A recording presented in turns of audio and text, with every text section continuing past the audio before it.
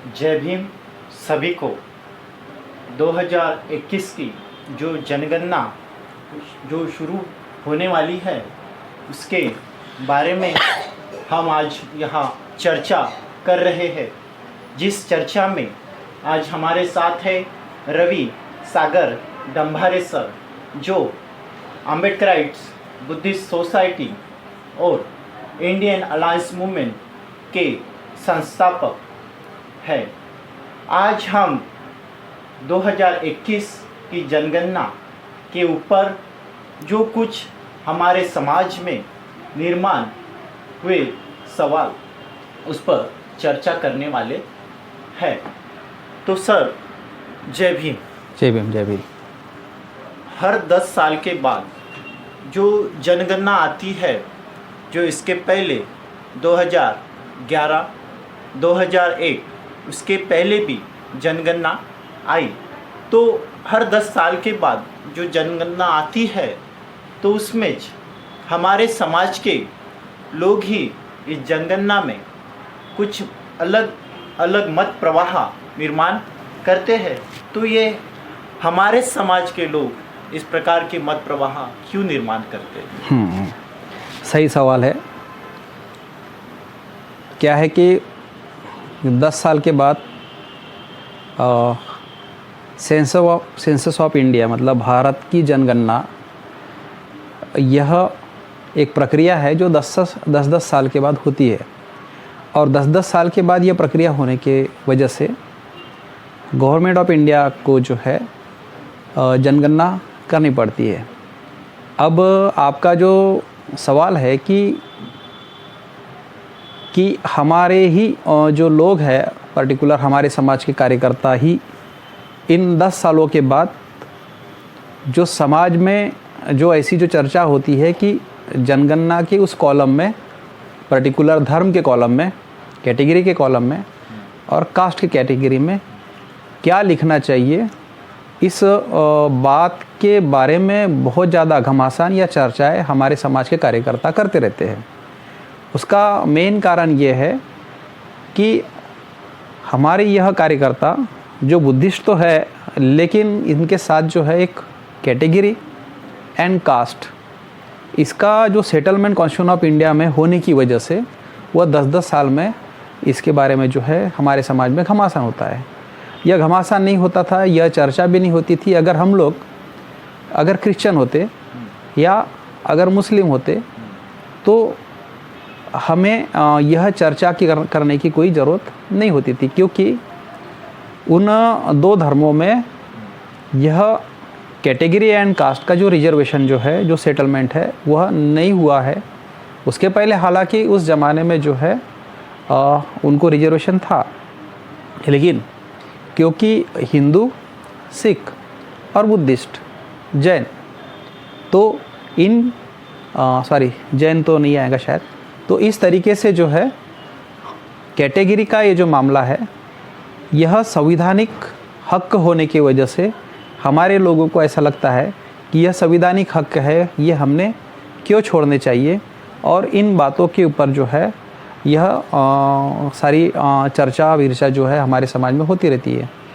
अब संविधानिक पद्धति से जो कैटेगरी जो बन गई है, तो उस टाइम में जो ब्रिटिशर्स लोगों ने जो शेड्यूल बनाया और कास्ट ऐसा एक शब्द लिख दिया, मतलब मामला ऐसा हुआ कि बाबा साहब का उस ज़माने में विरोध था शेड्यूल कास्ट वगैरह, अनटचेबल वगैरह, इस बातों के ऊपर जो है कैटेगरी मतलब शेड्यूल में ऐसे वर्ड्स ना आते हुए शेड्यूल क्लासेस यह वर्ड आना चाहिए था, ऐसा बाबा साहब सोच रहे थे। और बाबा साहब के जो इंस्टीट्यूट का नाम है, ऑर्गेनाइजेशन का नाम था, वह डिप्रेस्ड क्लासेस इंस्टीट्यूट था। मतलब ही हम लोग जब ब्राह्मण वर्सेस बुद्धिज़्म का जो संघर्ष हुआ, वहाँ हम पराजित होने के बाद हम ब्राह्मणों की वजह से वो कास्ट बन गए। अदरवाइज़ हम लोग तो एक, हमारा जो चल रहा था एक वर्ग संघर्ष चल रहा था, क्लास कॉन्फ्लिक्ट हो रहा था, तो वह तो क्लास ही होना चाहिए था। लेकिन क्योंकि कास्ट हो जाने की वजह से ब्रिटिशर्स के ज़माने में कौन बैकवर्ड है उसकी जो एक शेड्यूल बना, मतलब जे एच हटन के टाइम में पहले जातिगत जनगणना हुई तो जो शेड्यूल बना, तो शेड्यूल के वजह से उस शेड्यूल की जो जातियाँ है तो वह जातियाँ उसमें अंतर्भुत की गई। बाबा साहब जो है यहाँ के मुस्लिमों को, यहाँ के हिंदुओं को समझाते समझाते तो हैरान परेशान होते थे कि, लेकिन उससे भी ज़्यादा मानसिक जो तकलीफ़ थी बाबा साहब को कि ब्रिटिशर्स लोगों को भी समझाते समझाते जो है बहुत ज़्यादा हैरानी परेशानी हो ही जाती थी उनको। और जिसकी वजह से बाबा साहब की कुछ जो बातें जो राउंड टेबल कॉन्फ्रेंस के बाद government of India act 1935 and India independence act 1947 and constitution of India में भी जो बातें आई, तो वो बाबा साहब की सारी बातें जो है वह न आ सकी। यह स्टार्टिंग का जो मामला है, जो राउंड टेबल कॉन्फ्रेंस के समय में ब्रिटिशर्स के ना समझी की वजह से बाबा साहब को बहुत हैरानी परेशानी हुई, और यह ब्रिटिशर्स लोग हैं जिसकी वजह से बाबा साहब की कुछ बातें अच्छी बातें तो आई, लेकिन बहुत जो अच्छी जो बातें जो रहनी चाहिए थी, तो बाबा साहब अम्बेडकर जैसा इंसान क्या कह रहा है, तो यह ब्रिटिशर्स लोगों को भी न समझने के वजह से उन्होंने उस टाइम में शेड्यूल कास्ट जो है यह कैटेगरी बना के और इसी को जो है कैरी फॉरवर्ड किया गया है। और जिसकी वजह से फिर हमारे जो लोग हैं संविधानिक स्टाइल से कैटेगरी का जो बेस है, तो कैटेगरी उसमें आ गई है, यह संविधानिक हमारे अधिकार है। और रिकॉग्निशन क्या है, तो उस कास्ट का रिकॉग्निशन है, मतलब उस कास्ट की आइडेंटिटी है। इसलिए हमने जाति के कॉलम में हमने महार लिखना चाहिए और कैटेगरी में हमने जो है शेड्यूल कास्ट लिखना चाहिए, और इधर धर्म के कॉलम में बौद्ध लिखना चाहिए। तो सरकार जो है, गवर्नमेंट जो है हमको नचाती है और हम लोग वैसे नाचते हैं।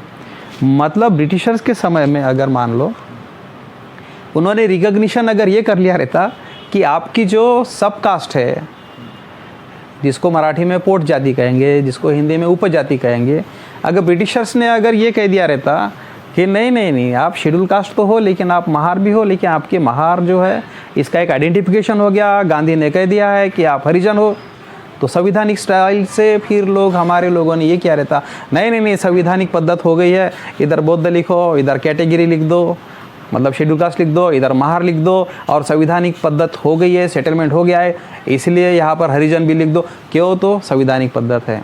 मतलब उन्होंने रिकॉग्निशन करते वक्त अगर ये कह दिया रहता कि हरिजन के साथ साथ आपका जो रिकॉग्निशन हुआ है, आपकी पोट जाति भी हो गई, आपकी उपजाति भी हो गई है, और आपकी जो उपजाति में आप ये लिख दो कि आप बावने हो, लाड़वन हो, आगवन हो, समोसे हो, कोसरे हो, तो हमारे लोगों ने इसके ऊपर भी आर्गूमेंट किया होता है कि भैया आपने भी ये भी लिखना पड़ेगा कि संविधानिक जो है हमारे अधिकार जो है इस तरीके से रिकॉग्निशन हो गए हैं, और जिसकी वजह से जिस तरीके से एक जो आर्गूमेंट किया जाता है कि नहीं कैटेगरी एंड कास्ट जो है यह हमारे संविधानिक सेटलमेंट है, इसलिए हमको लिखना ही पड़ेगा।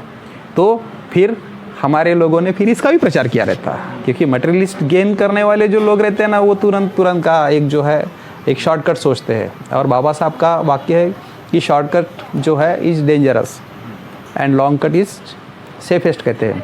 तो इस तरीके से उस टाइम में जो रिकॉग्निशन उन्होंने किया कि एक शेड्यूल कास्ट के बाद वो कौन सी कास्ट है, भले बाबा साहब ने वर्ण बहाया कहा है, ये तो बाबा साहब का रिसर्च का जो मामला है या मेथड था, तो वर्ण बहाया है, तो वर्ण बहाया बोलते बराबर क्या वर्ण बहाया भी शब्द आया क्या?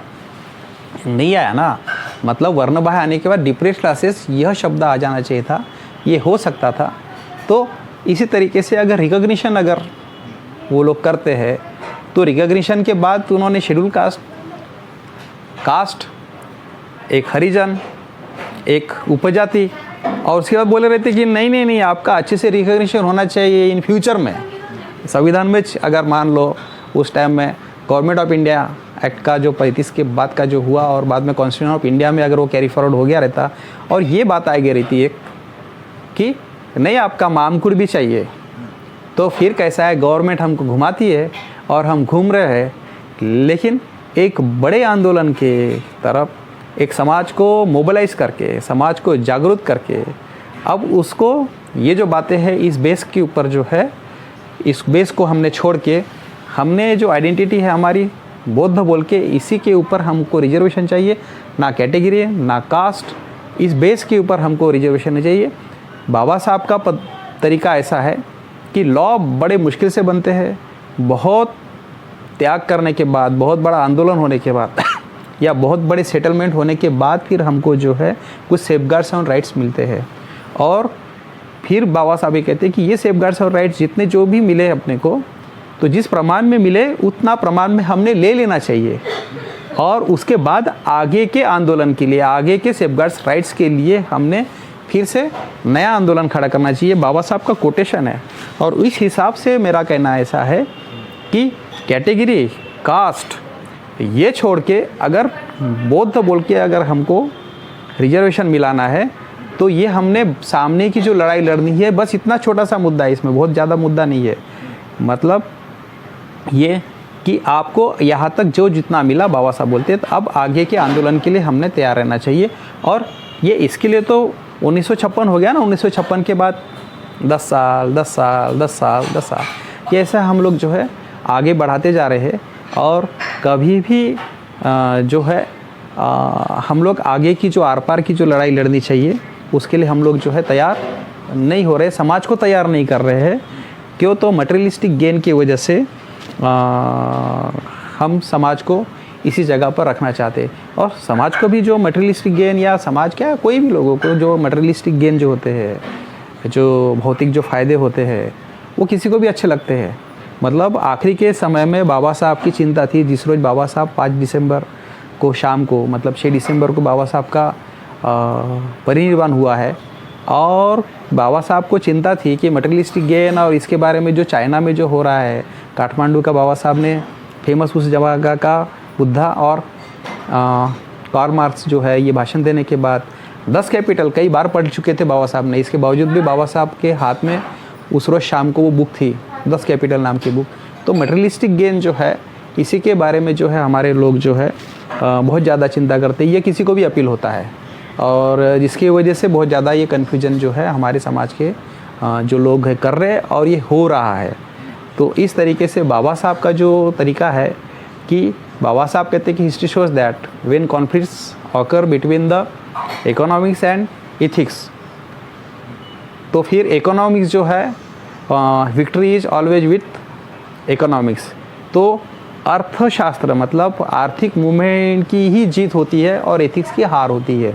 तो बाबा साहब को आखिरी के समय में बहुत ज़्यादा चिंता थी कि नहीं, इकोनॉमिक्स की जीत नहीं होनी चाहिए, एथिक्स की जीत होती है। तो इकोनॉमिक्स एंड एथिक्स की दोनों की जीत होती है। लेकिन जब इकोनॉमिक्स की जीत होती है तो आदमी ऑलमोस्ट ब्रूटल बन जाता है। वो टोटल जो सोसाइटी है यह ब्रूटल बन जाती है। मतलब क्या, तो जानवर बन जाती है। वो खाली भौतिकवाद जो है इसी के पीछे वो दौड़ते रहता है, और ख़ुद का जो स्वार्थ जो है, तो वो स्वार्थी इंसान ज़्यादा बन जाता है। तो इस हिसाब से बाबा साहब ने एथिक्स का मामला बोला है, लेकिन हमारे लोग जो है इकोनॉमिक का जो मामला है यह बोल रहे हैं।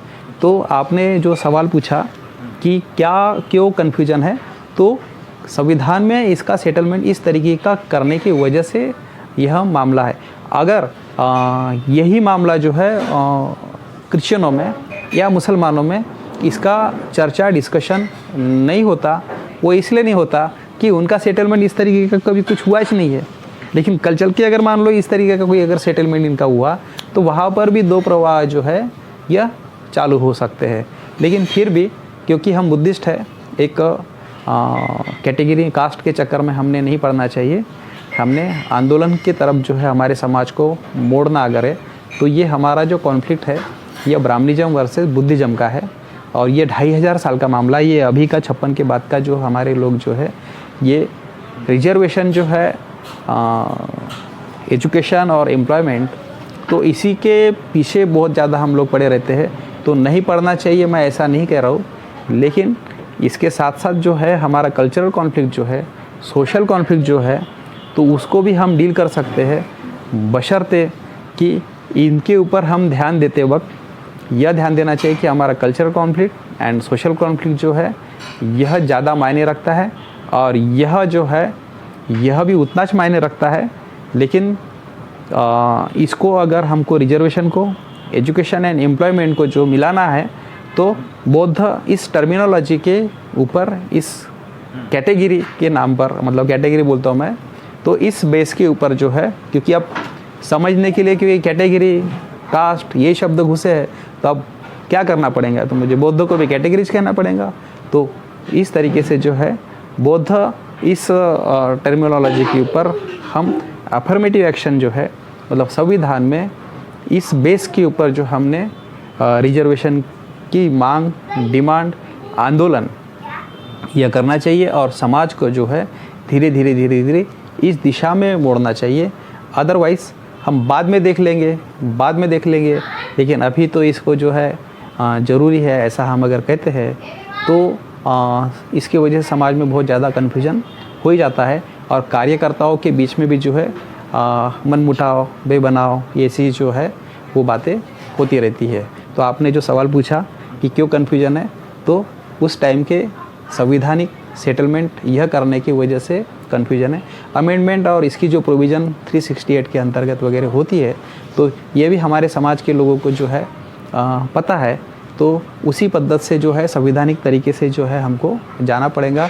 और कौन कहता है कि धर्म के नाम पर हमको रिजर्वेशन वगैरह नहीं मिलेगा या नहीं मिलता, ऐसा नहीं है। एंग्लो इंडियन जो है वो तो एक धर्म भी नहीं था, एंग्लो इंडियन ये धर्म भी नहीं था, तो उनको जब मिल रहा था, अभी खाली पॉलिटिकल रिजर्वेशन अभी खाली 4-6 महीने पहले गया उनका, अदरवाइज़ अब तक तो इतने साल तक जो है एंग्लो इंडियन बेस के ऊपर उनको मिल रहा था। 1950 तक जो है मुसलमानों को भी धर्म के बेस के ऊपर ही रिजर्वेशन मिल रहा था। तो इस हिसाब से धर्म के ऊपर जो रिजर्वेशन पहले भी था, अब ना होगा। Social backwardness and educational backwardness यह आया, वह हिंदू धर्म का अलग फिनोमेना है जिसकी वजह से आया होगा, लेकिन धर्म के नाम पर भी रिजर्वेशन जो है वो मिलाया जा सकता है, उसमें कोई प्रॉब्लम नहीं है। जो लॉ चलता है वो स्पेसिफिक चलता है, भले ही उसमें लेट या समय लगता है, लेकिन ज्यूरिस्प्रूडेंस में है ये सारी की सारी जो है प्रोविज़न होती है। तो आपने जो सवाल मुझे पूछा क्यों कन्फ्यूजन है, तो मैंने उसका एक सटीक जवाब दे दिया। अभी भी बहुत बड़े समाज की कंडीशन ख़राब है, तो उस पर आपका क्या विचार है? बात सही है।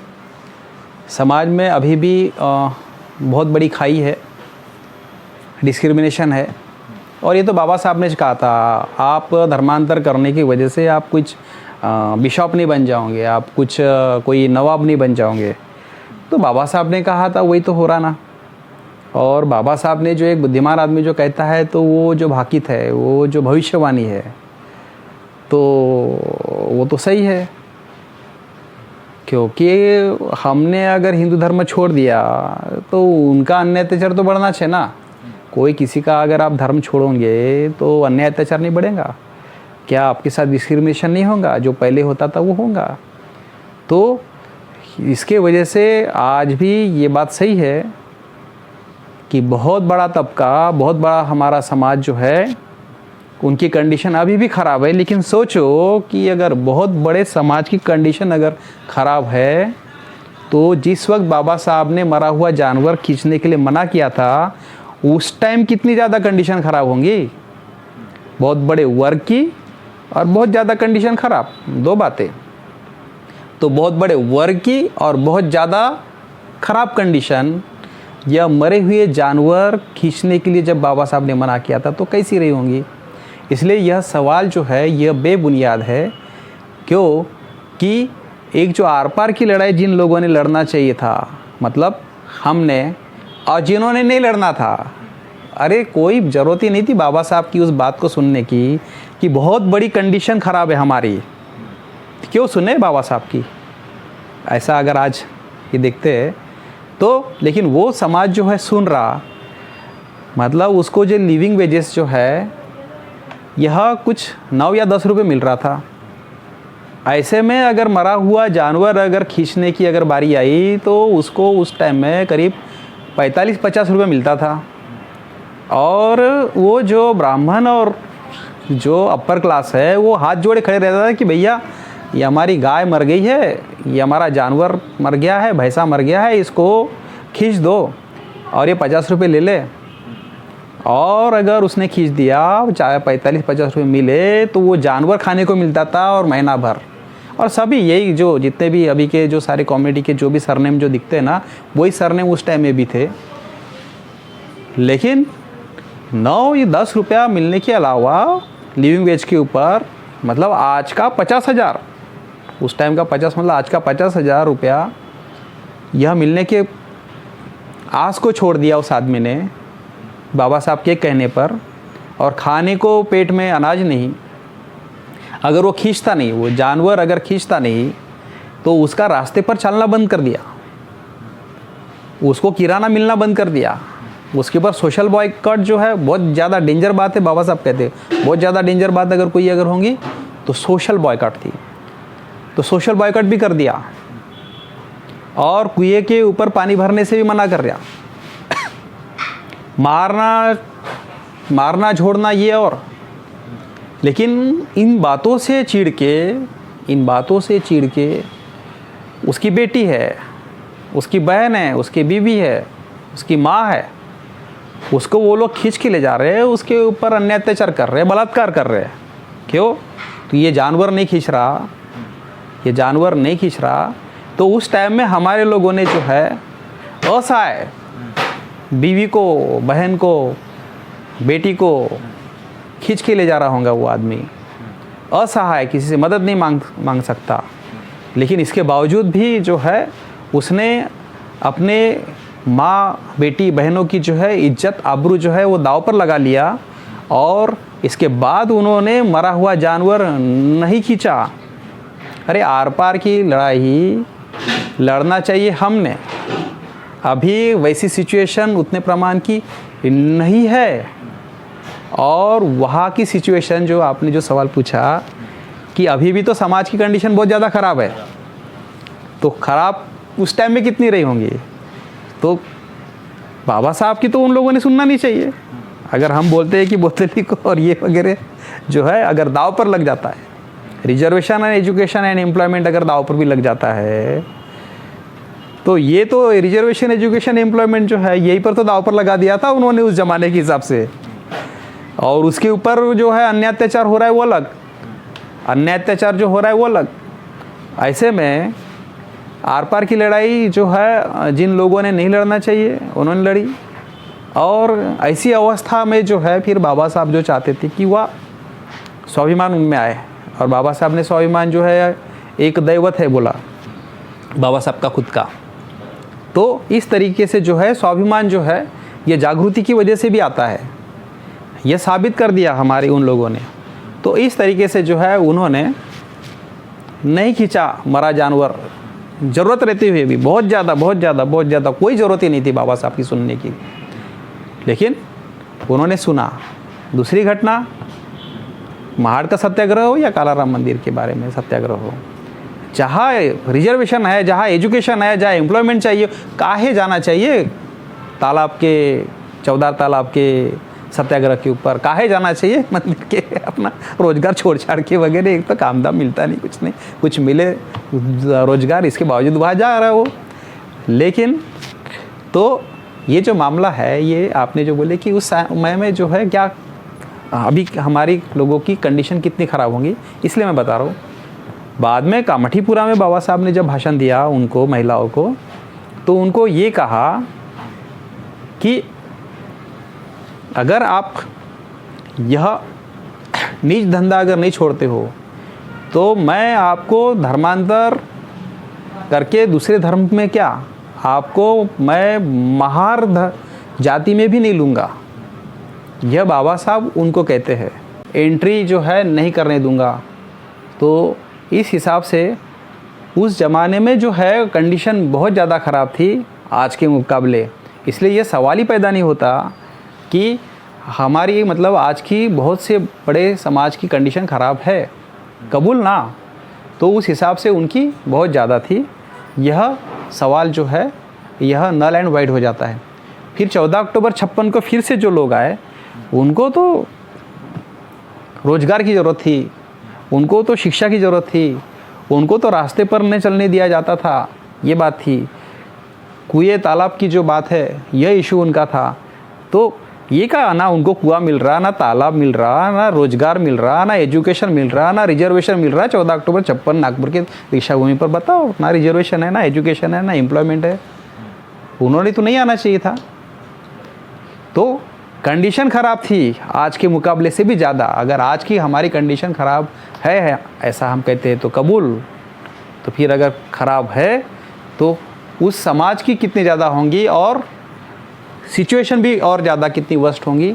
तो ऐसे में उन लोगों ने जो है यह लड़ाई लड़ चुके हैं और इसीलिए अभी हमारी जो है बारी है। उन्होंने लड़ लिए, उन्होंने देखा, उन्होंने भुगता और जिसकी वजह से उन्होंने लड़ाई लड़ चुके हैं। अब बारी हमारी है, बारी हमारी है और हम जो है लड़ने के विचार में नहीं है। और क्या लड़ना है अभी ये लड़ाई भी जो है ये खुद से है। पहले उस ज़माने में जो है बाबा साहब ने ज्वाजल्य जो स्वाभिमान जो निर्माण करना था तो खुद के अंदर में लड़ाई लड़ना, लेकिन शत्रु जो है ये प्रैक्टिकली फिजिकली बहुत ज़्यादा हैरान परेशान, मार झोट बलात्कार ये वो सारा का सारा चौफेर जो है अन्य अत्याचार करता था। तो ये डबल टाइप की जो है वो लड़ाई थी।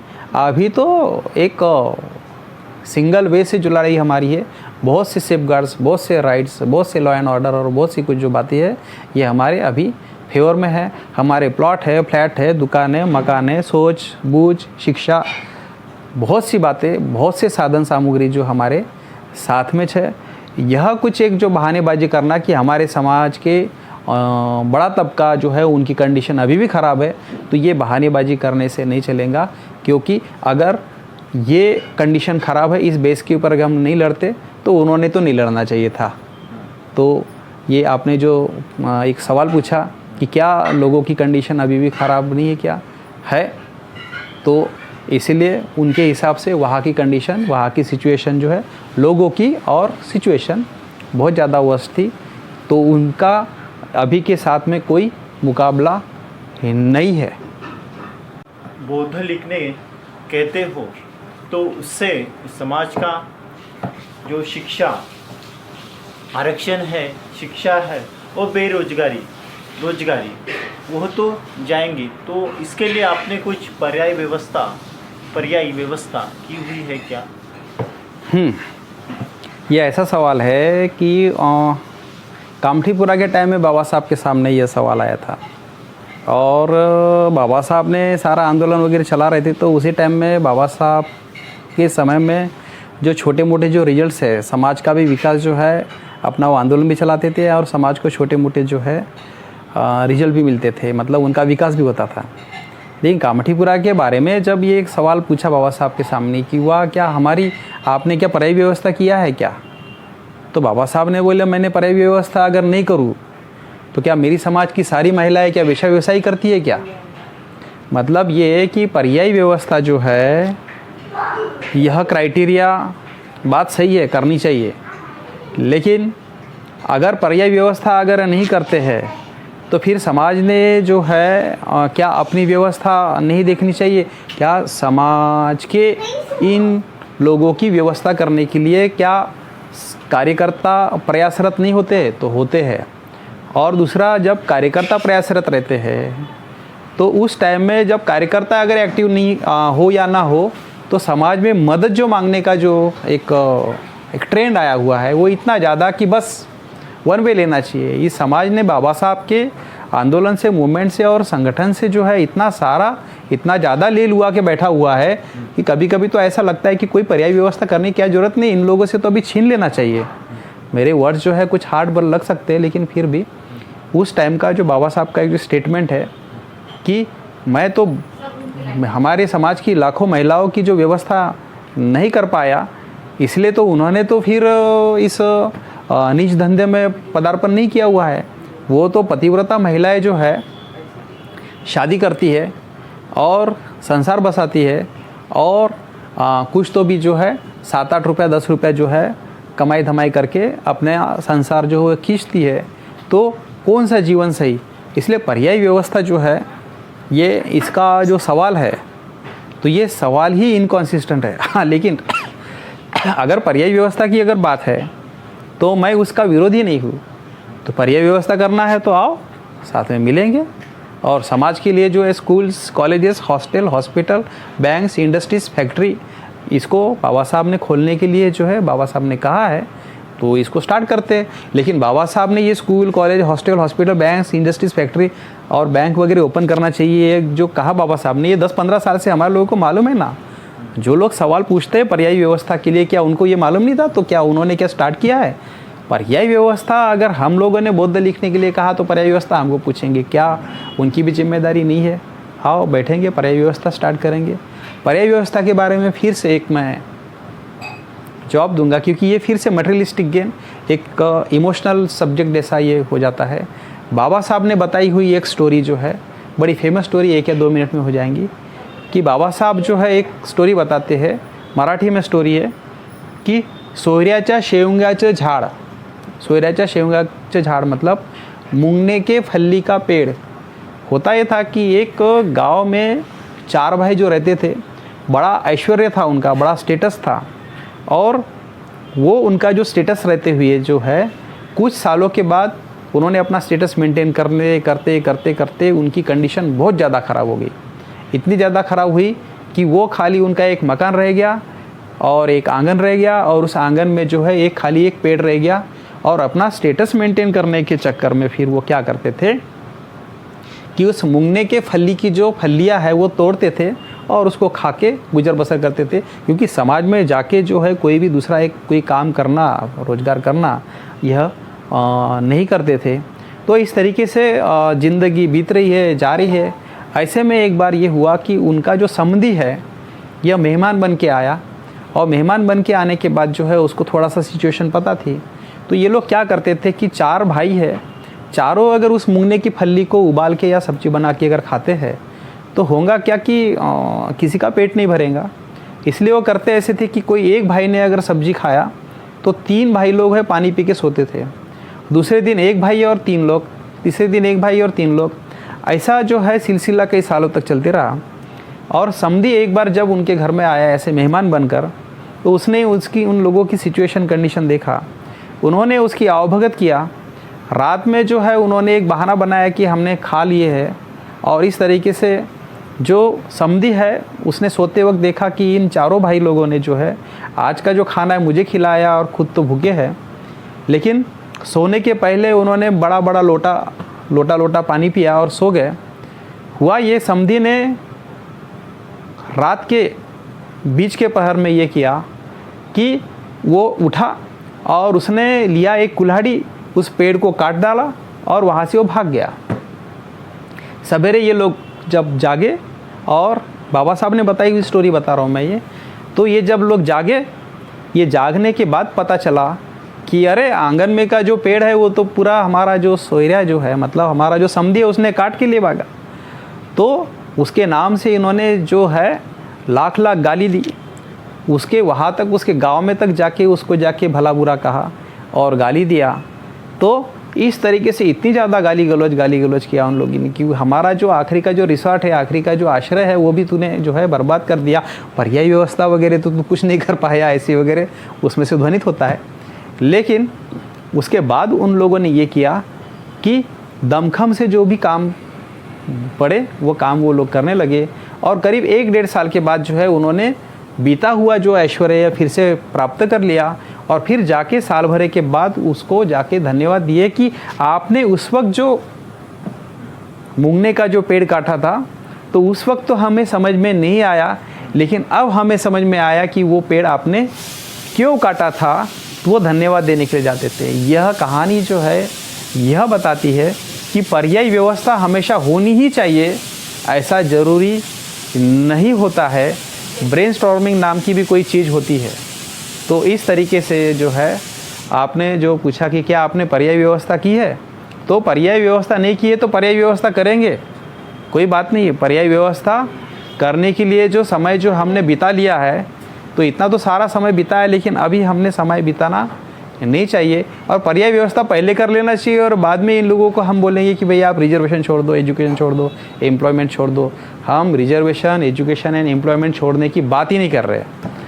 हम ये मानते हैं कि इस देश में जब तक जाति है तब तक रिजर्वेशन रहेगा, क्योंकि जाति है तो जाति भेद है, जाति भेद है तो जाति संघर्ष रहेगा, जाति संघर्ष है तो यहाँ पर दुख रहेगा, और ये दुख ना रहे इसीलिए जो है जाति कोई मानता है तो किसी को जो है नीचा भी दिखाता है, मतलब भी हेटर निर्माण होता है, यहाँ से गुस्सा निर्माण होता है, एक पैदाइशी जो दुश्मन।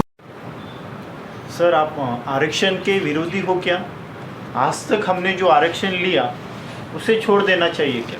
नहीं, मैंने ये कहा कि हमें रिजर्वेशन चाहिए, लेकिन बेस जो है हमारा हमारा बौद्ध धर्म जो है उसके ऊपर हमारा रिजर्वेशन होना चाहिए। अब क्योंकि समतावादी बुद्ध धर्म में हमने लिया और यहाँ विषमतावादी एक विचारधारा है जो ब्राह्मणिकल व्यवस्था है, तो जब तक ये समतावादी विचारधारा अगर है तो हमारे ऊपर अन्य अत्याचार हमेशा रहेगा, इसलिए रिजर्वेशन की ज़रूरत हमेशा पड़ेगी। इसलिए मैं रिजर्वेशन का सपोर्टर हूँ। और फिर एजुकेशन में employment and even in the politics उसमें भी रिजर्वेशन की ज़रूरत है, हमेशा बनी रहेंगी, ऐसा मेरा मानना है। लेकिन मामला है क्या सही में रिजर्वेशन की वजह से हमारा विकास हुआ है? इस महाराष्ट्र में या पूरे भारत भर में एक कम्युनिटी के ने जो है एक विकास किया, और एक एनालिसिस जब होता है पूरे दुनिया के लेवल पर तो 50 साल में इतने कम समय में इतनी बड़ी आबादी ने इतना ज़्यादा विकास अगर किसी ने किया होगा तो बाबा साहब के साथ के जो महार कम्युनिटी के धर्मांतर करने वाले बौद्ध लोगों ने इतने कम समय में उन्होंने विकास किया हुआ है। और ये बात, ये फैक्ट है। मतलब गुलामी विदेशों में भी थी, लोग मुस्लिम बने, लोग क्रिश्चियन बने, जो अफ्रीका के गुलाम थे, निग्रो लोग, लेकिन उनका विकास इतने कम समय में इतना ज़्यादा कभी नहीं हुआ। और बहुत ज़्यादा जो भयंकर प्रकार की जो गुलामी थी वो भारत में थी। ये शैक्षणिक तो थी, सांस्कृतिक तो थी, धार्मिक तो थी, सामाजिक तो थी, राजकीय आर्थिक तो थी, लेकिन सबसे बड़ी जो गुलामगिरी थी यह मानसिक गुलामगिरी थी। तो फिर इतने कम समय में एक पर्टिकुलर कम्युनिटी ने इतना विकास क्यों किया? मैं पर्टिकुलर बोल रहा हूँ कि अगर मान लो रिजर्वेशन से अगर विकास हुआ, कि हाफ ट्रूथ तो नहीं है, रिजर्वेशन से विकास हुआ, ऑफ कोर्स बात सही है, लेकिन हाफ सत्य ट्रूथ ये है कि हमारे सामने हमें प्रेरणा थी, उस आदमी की प्रेरणा थी जिसने सूट बूट पैंट टाई पहना था।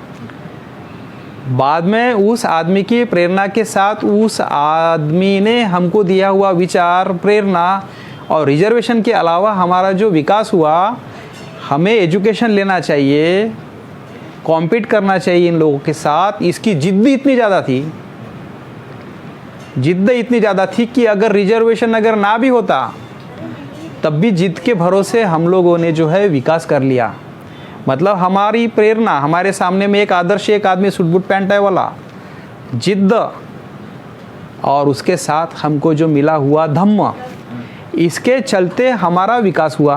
ऑन द अदर हैंड अगर एससी कम्युनिटी, अगर एससी ऐसे होल अगर महाराष्ट्र में है तो इनके साथ तो फिर चमार भी है, मांग भी है, मेहतर भी है, खटिक भी है, बहुत से है एससी कम्युनिटी के लोग हैं।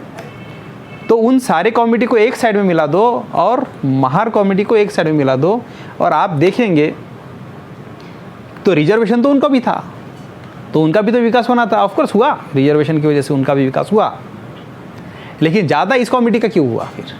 क्योंकि जिद्द इधर है, प्रेरणा इधर है। यह जो ग्रेट आदमी जो है बाबा Saheb Ambedkar, suit boot pant tie में, ये इधर है, और धम्म यहाँ पर है, जो इन सब ये सारी जो बातें हैं वह एब्सेंट है।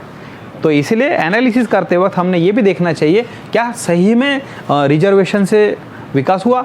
एक सर्वांगीण विकास अगर मान लो, अगर महारों का, बौद्धों का अगर हुआ, सारे क्राइटेरिया पर, मानसिक, शारीरिक, आर्थिक, सामाजिक, आंदोलन के हिसाब से, संगठन के हिसाब से, सोच के हिसाब से, हर बात में, रहन सहन से लेके तो कपड़े लत्ते पहनने तक का जो अगर मान लो जब तुलना करते हैं दूसरे एससी लोगों के साथ तो मालूम पड़ता है कि यह बहुत आगे है। और अभी भी वेरियस फ्रंट के ऊपर जो है यह महार बुद्धिस्ट कम्युनिटी जो है यह फाइट कर रही है, फाइट दे रही है।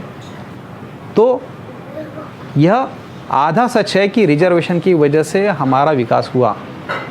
ज़्यादा बड़ा सच ये है कि जिद ही इतनी ज़्यादा थी हमें कि ये अगर मान लो कभी अगर ना भी होता तब भी हमारा विकास हो गया रहता।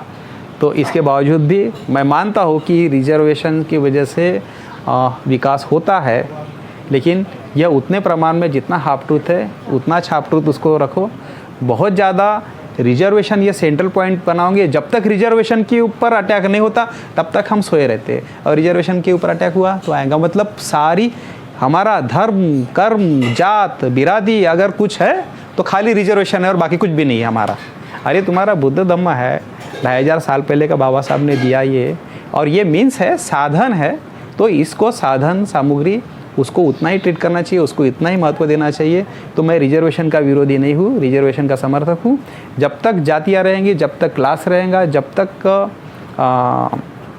समाज में जो है इस तरीके की दुर्गति रहेंगी, एक्सप्लॉयटेशन रहेगा, तब तक रिजर्वेशन की ज़रूरत रहेंगी, मतलब रहेंगी। इसीलिए रिजर्वेशन कब तक, तो जातियाँ जब तक, रिजर्वेशन कब तक, तो क्लास कॉन्फ्लिक्ट है तब तक। तो इसलिए इस हिसाब से जो है रिजर्वेशन का मैं समर्थक हूँ। और कल चल के अगर मान लो हमको रिजर्वेशन चाहिए तो हमको धर्म के नाम पर रिजर्वेशन चाहिए, ना कि कैटेगरी एंड कास्ट। उसके साथ संबंधित लगा हुआ जो सारा का सारा जो मामला है हमको छोड़ देना है। ये क्योंकि सांस्कृतिक जो है कॉन्फ्लिक्ट है, तो उस सांस्कृतिक कॉन्फ्लिक्ट को जो है हमको अच्छे से डील करना है। तो आपने जो सवाल पूछा कि मैं रिजर्वेशन का विरोधी हूँ क्या, तो मैं रिजर्वेशन का हरगिज़ भी विरोधी नहीं हूँ। मैं उलट रिजर्वेशन का जो है समर्थक ही हूँ। जो बाबा साहब भी समर्थक है तो मैं कौन सी खेत की मिली हूँ, और वो सही भी है। बाबा साहब समर्थक है इसलिए नहीं, वो सही भी है। तो यहाँ पर जो है एक्सप्लॉयटेशन हमेशा होते रहेगा। किसी को जानबूझ के किसी को सप्रेस्ट करना, किसी को ऑपरेस्ट करना, किसी को डिप्रेस्ड करना, यह जानबूझ के किया हुआ रहेगा कार्यक्रम। मतलब उसके घर में जाके उसको दबाना, यह व्यवस्था हमेशा बनी रहेगी। तो यह कास्ट में से ये बातें आती है, यह क्लास में से ये बातें आती है। इसीलिए खुद जाके, खुद इनिशिएट करके, खुद जो है मराठी में पुढ़ाकार बोलेंगे, लेके किसी और को जो है दबाने का कार्यक्रम चलता है। डिप्रेस करना, सप्रेस करना, ऑपरेस करना, यह जानबूझ के किया जाता है। ये अपने आप भी होता है और जानबूझ के किया जाता है। तो उसको मराठी में बोलेंगे आंगवनी न हे केला जाते। तो आंगवनी न केला जाते तो फिर रिजर्वेशन की वहाँ पर तो ज़रूरत रहेंगी। मैं कैसा क्या उसका विरोधी रहूँगा, मैं उसका समर्थक ही हूँ। बहुत स्ट्रांग जो है सपोर्टर हूँ मैं। आपने पूछा हुआ सवाल जो है, आरक्षण की विरोधी नहीं हो ऐसा कहते हो, तो फिर आप जो है कहते हो तो आप किस बेस पर यह आरक्षण प्राप्त कर सकते हैं, ऐसा आपका मत है? कॉन्स्टिट्यूशन ऑफ इंडिया में या जो भी है ना, ज्यूरिस्प्रूडेंस में एक टर्मिनोलॉजी चलती है अफर्मेटिव एक्शन। मतलब जो रिजर्वेशन जो है इसका जो है सिनोनिमस वर्ड है अफर्मेटिव एक्शन। यह बेस है। ये जब सत्ता बित्ता आ जाती है उसके बाद तो होता है, लेकिन यह जो मामला है फिर से आंदोलन का भी मामला है। दूसरा ऐसा है कि इसमें बाबा साहब बोलते कि कोई भी बातों से बहुत ज़्यादा बड़ा है हमारे समाज का ऐक्य, और हमारे समाज का ऐक्य है इस बेस के ऊपर। अगर धर्मांतर धम्म दीक्षा कराते हम लोग, तो आपने जो पूछा कौन से बेस के ऊपर, धर्मांतर धम्म दीक्षा करते हैं, यहाँ का जनाधार बढ़ते बढ़ाते, सत्ता भी आती है या सत्ता नहीं भी आती है, लेकिन अगर हम धर्मांतर धम्म दीक्षा बढ़ा के अगर हमारा पॉपुलेशन बढ़ता है, हम माइनॉरिटी न रहते हुए हम मेजॉरिटी बनते हैं, और मेजॉरिटी बनने के बाद जो हम कोई एक आंदोलन करते हैं, रास्ते का आंदोलन हो, एक लीगल आंदोलन हो, संवैधानिक पद्धति से जो सारा आंदोलन अगर हम लोग करते हैं, तो हमारा सेटलमेंट जो है धर्म के नाम के ऊपर भी हमारा सेटलमेंट जो कॉन्स्टिट्यूशन ऑफ इंडिया में हो सकता है। तो रिजर्वेशन को मेरा विरोध तो नहीं है, लेकिन रिजर्वेशन कैसा लाया जाए, बौद्ध के बेस के ऊपर, बौद्ध के बेस पर, बौद्ध बने इस बेस के ऊपर, तो ये तरीके हैं। तो बताते वक्त मैं ये बताना चाहूँगा कि ज़िंदगी जो है जो रिजर्वेशन का समर्थन करते हैं, मतलब मैं हरगिज़ बार बार मुझे बोलना पड़ रहा है कि मैं रिजर्वेशन का विरोधी नहीं, लेकिन जो रिजर्वेशन का जो समर्थन करते हैं वो सीधा से वो ये रिजर्वेशन के विरोधी है। मतलब बाबा साहब जैसे बड़े इंसान को जो है समझाते वक्त, बाबा साहब जैसे बड़े इंसान को समझाते वक्त 14 अक्टूबर 56 को जब बाबा साहब ने भाषण दिया, उस टाइम में भी जो है बवाल उठा के रखा था कि रिजर्वेशन जो है हमारे जाएंगे, या हमारे समाज में भी कन्फ्यूजन था। और दूसरे जो हमारे विरोधी हिंदू कम्युनिटी के जो लोग हैं वह भी संभ्रम निर्माण कर रहे थे। और पत्रकार ने सवाल भी पूछ लिया कि तुम्हारे लोगों का जो है यह नुकसान क्यों करोगे। तो बाबा साहब बोलते कि आरक्षणाकरिता रिजर्वेशन के लिए क्या हमने ज़िंदगी भर अछूत रहना चाहिए क्या, ये बाबा साहब बोलते हैं। तो उस टाइम में बाबा साहब ने जवाब दिया कि ये मिलना चाहिए, इसके लिए हम वैसे के वैसे बने रहे। मराठी में बोलते हैं की त्या आरक्षणाकरिता काही राखीव जागेकरिता आम्ही आयुष्यभर अस्पृश्यच राहू का, यह जवाब देते हैं। और बाद में इतने बड़े इंसान को, बाबा साहब को जो है इनको समझाने के लिए एक वेश्या का आवाज़ निकाला बाबा साहब ने। वहाँ पर आवाज़ मतलब उनकी एक नकल किया बाबा साहब ने। कामठीपुरा की जो वेश्या व्यवसाय करने वाली जो महिला है वह सवेरे उठती है और क्या बोलती है, तो बाबा साहब जैसे बड़े इंसान को जो है एक औरत की आवाज़ निकाल के समाज के लोगों को समझाना पड़ा। और वो कामठीपुरा की वेश्या व्यवसाय करने वाली महिला बोलती है कि ये सुलेमान खीमा कलेजी जो है, खीमा कलेजी पावला, एक प्लेट जो है खीमा कलेजी पावला, ऐसा बाबा साहब जो है उसका डायलॉग बोल के बताते हैं। और ये कहते हैं कि ऑन द अदर हैंड हमारी समाज की जो पतिव्रता जो महिला है वह मेहनत करती है, मतलब मराठी में शब्द बोलते काबाड कष्ट करते आणि गरीबी जीवन जगते आणि स्वाभिमान से ज़िंदगी जीती है। तो इस तरीके के जो रेफरेंस है बाबा साहब उस टाइम में देते, मतलब ये जो सारा का सारा बवाल जो है यह उस टाइम में भी हुआ था। और हमको धर्मांतर धम्म दीक्षा इन बातों से रोकने के लिए हिंदू लोग भी ये सारी बातें बोलते थे कि अगर आप धर्मांतर करोगे तो आपके रिजर्वेशन जाएंगे। उस टाइम में बाबा साहब जैसे इंसान को जो है ये बड़ा मुद्दा हो गया था कि भैया आपके रिजर्वेशन वगैरह नहीं जाएंगे और आपके रिजर्वेशन बचे रहेंगे इस धर्मांतर धम्म दीक्षा के करने से। तो वहाँ जहाँ पर मटेरियलिस्टिक गेन की बात है, वहाँ पर लोगों को रिजर्वेशन की ज़रूरत है, वहाँ पर एजुकेशन की ज़रूरत है, वहाँ पर एम्प्लॉयमेंट की ज़रूरत है। तो वहाँ पर फिर से बाबा साहब जो 14 अक्टूबर जो दीक्षा जो देते हैं तो एकदम उल्टी घटना हो रही है। मतलब इस तरीके से इसके पेट में अनाज नहीं है, उसको तो अनाज देना चाहिए, उसको क्या को दीक्षा देना चाहिए। दीक्षा नाम की अनाज है क्या? दीक्षा अलग चीज़ है, अनाज अलग चीज़ है। उसको अनाज चाहिए, दे रहे दीक्षा, है कि नहीं। उसको चाहिए रोजगार, दे रहे दीक्षा। उसको चाहिए शिक्षा, उसको दे रहे दीक्षा। मतलब जो नहीं मांगा उसको वो दे रहे। तो जिसकी वजह से जो है यह ज़िंदगी जो है अच्छी करने की बात है, उसके साथ साथ ज़िंदगी सच्ची करने की बात है। ये अच्छी करने की ज़िंदगी के बारे में सब लोग हम लोग जो है पढ़े हैं। ज़िंदगी जो है सच्ची होनी चाहिए, इसके टॉवर्स जो है वो जाना चाहिए। माइनॉरिटी ने कभी भी इस देश में माइनॉरिटी नहीं होनी चाहिए, बाबा साहब ने बोले। और इस तरीके से जो है कुछ एट्रोसिटी के सेफगार्ड्स एंड राइट्स मिलना चाहिए। उसके लिए अगर हम लोग वैसे के वैसे बने अगर रहते हैं, अरे आप अगर मेजॉरिटी बनते हो और उसके बाद अगर आपको अगर मान लो एट्रोसिटी और ये सब अगर होते हैं तो उसके बारे में हम सोच ही नहीं सकते। अगर आप मेजॉरिटी बनते हो तो आप हमेशा माइनॉरिटी बनते रहोगे और बोलोगे कि भाई हमको सेफगार्ड्स और राइट्स चाहिए काय के लिए। तो ये जो है हमारी एक लॉ है, मतलब prevention of atrocity against SC and STs, ये एक्ट है, इसके लिए हमको ऐसे बने रहना है। तो इस हिसाब से आपने जो मुझे सवाल पूछा कि आप रिजर्वेशन के विरोधी तो नहीं हो, लेकिन इसको कैसा लाया जा सकता तो इसके 2-3 तरीके हैं। एक तो शासनकर्ती जमात बनने से, जो हमारा हमेशा का विषय है। दूसरा ऐसा कि बड़ा एक लंबा जो आंदोलन जो है चला के। तीसरा है धर्मांतर धम्म दीक्षा, इन मार्फत जो है हमारा जनाधार, हमारी मेजॉरिटी जो है ये बढ़ा के, और हमारे समाज का जो है बाबा साहब बोलते कि कोई भी बातों से बड़ी जो है हमारे समाज का ऐक्य आप लोग जो है टिका के रखो। इतना सब जो बातें सब जो बोल रहा हूँ, समझा के बता रहा हूँ, ये सब बाबा साहब का जो मामला है ये प्रिंसिपल का मामला है। ये आंकड़े बिकड़े का जो मामला है ये बहुत सेकेंडरी है। आंकड़े बिकड़े यह बताने की कोई ज़रूरत नहीं है। प्रिंसिपल, धम्म, आइडियोलॉजी, यह बातें जो है बहुत भारी भारी होती है। और हमारा आंदोलन, हमारा सारा का सारा ऑर्गेनाइजेशन जिसके ऊपर बेस है वो बेस है हमारा प्रिंसिपल, मतलब आइडियोलॉजी, मतलब धम्म। तो यही हमारा बेस है। और ये हम लोग जो जब आंकड़े में पड़ जाते हैं तो हम लोग हमारा बेस छोड़ ही देते हैं। तो अपना बेस नहीं छोड़ना है। तो आपने जो सवाल पूछा कि किस तरीके से ला सकते, तो इस तरीके से ला सकते कि समाज का ऐक्य रखना, आंदोलन करना, शासनकर्ती जमात बनना, भारत बौद्ध में, और ये तरीके से जो है ये करना हमने।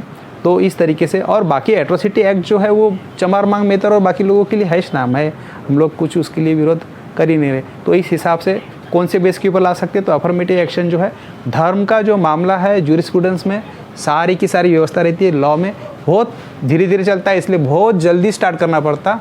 ये शॉर्टकट तरीके जो है रिजर्वेशन, एजुकेशन, एम्प्लॉयमेंट, ये शॉर्टकट तरीके समाज को बहुत अपील करते हैं। बाबा साहब बोलते हैं shortcut is dangerous, long cut is safest. तो इसको छोड़ना नहीं है, लेकिन लॉन्ग कट को जो है पकड़ना है, क्योंकि लॉ जो है इन्फोर्स होने के लिए बहुत साल लगते हैं और इन्फोर्स होने के बाद उसको बदलने के लिए भी बहुत साल लगते हैं। तो इस तरीके से आपने जो पूछा मुझे कि कौन से बेस के ऊपर रिजर्वेशन आप लाओगे, तो धर्म के नाम पर ही रिजर्वेशन वहाँ पर आ सकता है। जैसा मैंने पहले कहा कि एंग्लो इंडियन जो है वो तो धर्म भी नहीं है, लेकिन उनको अगर मिल गया, मुसलमान जो है उनको जो रिजर्वेशन था उन्होंने बीच में छोड़ दिया, और तो इस तरीके से जो है धर्म के नाम पर भी रिजर्वेशन लाया जा सकता है, उसमें कोई भी प्रॉब्लम नहीं है। यहाँ तक जितना हमको मिला उतना लेने के बाद आगे की लड़ाई के लिए हमने फिर से समाज को तैयार करना चाहिए, ऐसी जो बाबा साहब बोलते हैं, तो हम उसको तैयार करना चाहिए। ये तरीका है। आपके सवाल का जवाब मैंने दे दिया।